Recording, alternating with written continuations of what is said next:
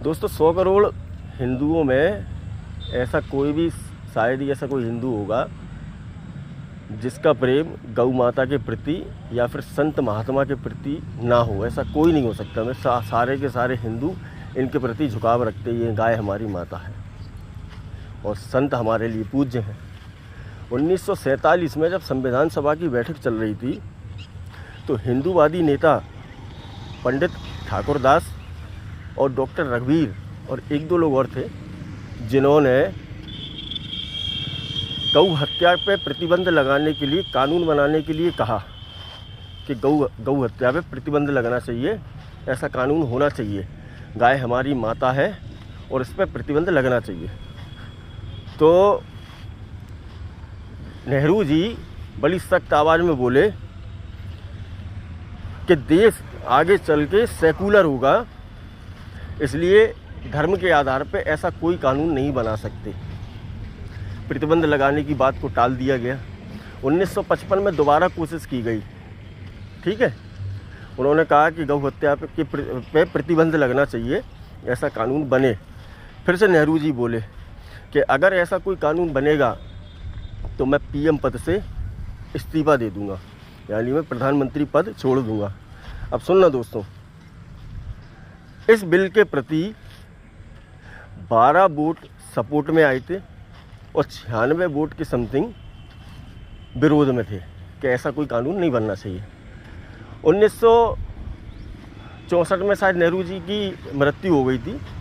उसके बाद 1966 के समथिंग अक्टूबर के लगभग महाराष्ट्र के वाशिम में साधुओं ने अपना मौन तोड़ा और छोटी सी यात्रा गौ हत्या के पे प्रतिबंध लगाने के लिए महाराष्ट्र के वाशिम में निकाली, जिसमें साधु संत और हिंदू संगठन भी शामिल हुए।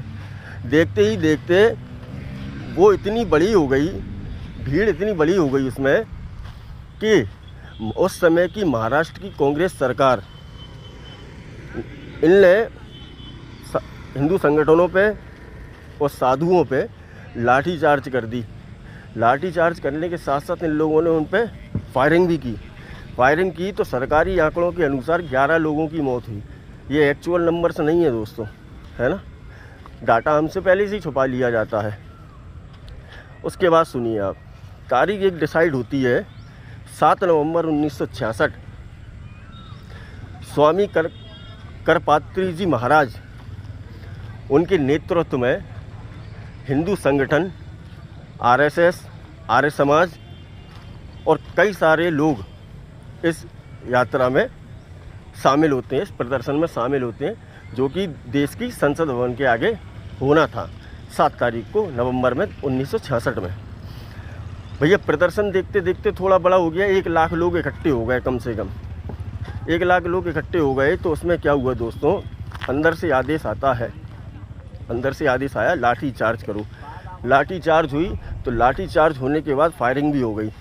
फायरिंग भी हुई तो फायरिंग होने के साथ साथ वहाँ पे इतना नरसंहार हुआ हिंदू साधुओं का, संतों का और हिंदू संगठन के लोगों का कि उस आंकड़े का आज तक कोई अता पता नहीं है। किसने करवाया? जो तत्कालीन प्रधानमंत्री थी श्रीमती इंदिरा गांधी।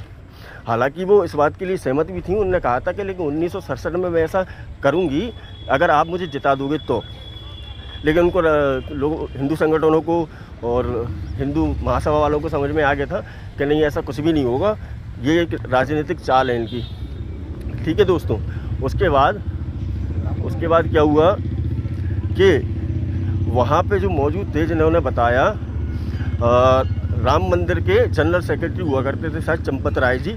उन्होंने बताया कि मैं उस समय बीएससी का छात्र था और मैं एक आई विटनेस हूँ उस चीज़ का कि मैंने वहाँ पे सब कुछ देखा है कि कैसे कितने लोगों की हत्या की गई। ठीक है। ऐसे एक पत्रकार भी थे दोस्तों, मनमोहन शर्मा। उन्होंने बताया कि मैं जब वहाँ पे गया तो पटेल चौक पे तो मुझे रोक दिया गया, लेकिन जब मैं वहाँ पे पहुँचा तो मेरा जो जूता था वो पूरा खून से सना हुआ था, पूरा खून से सना हुआ था। उनने बताया कि मेरे हिसाब से एक हॉस्पिटल में लगभग 372 लाशें मैंने देखी, 372, इतने आंकड़े थे। लेकिन सरकार ने क्या आंकड़ा दिया उस समय कि 8 या 9 लोगों की मृत्यु हुई, इसके अलावा कुछ नहीं। 1 लाख लोगों पे फायरिंग करेगा कोई भी पुलिसकर्मी तो मतलब केवल और केवल 8 लोगों की मृत्यु होगी, जबकि ऐसा नहीं है। हिंदू संगठन के लोग, बड़े बड़े साधु ये बताते हैं कि हमारे 1400 से 2000 से ऊपर लोग मारे गए थे।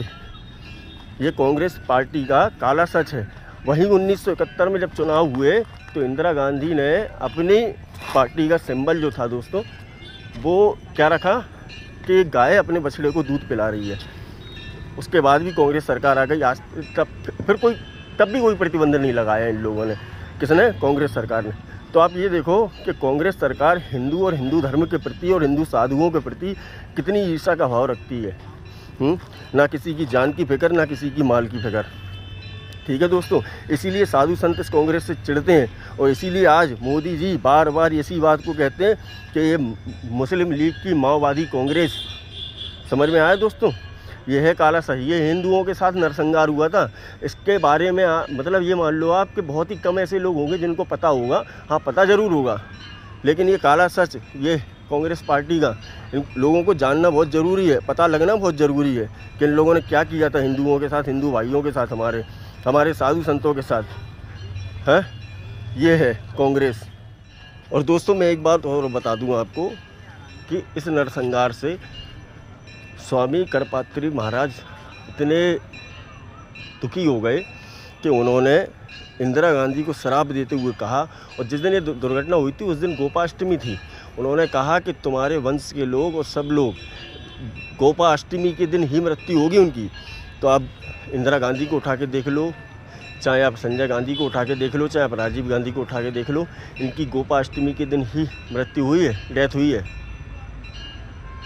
इसलिए कहते हैं कि किसी भी साधु संतों की बद्दुआएं मत लो। ठीक है दोस्तों, जय हिंद।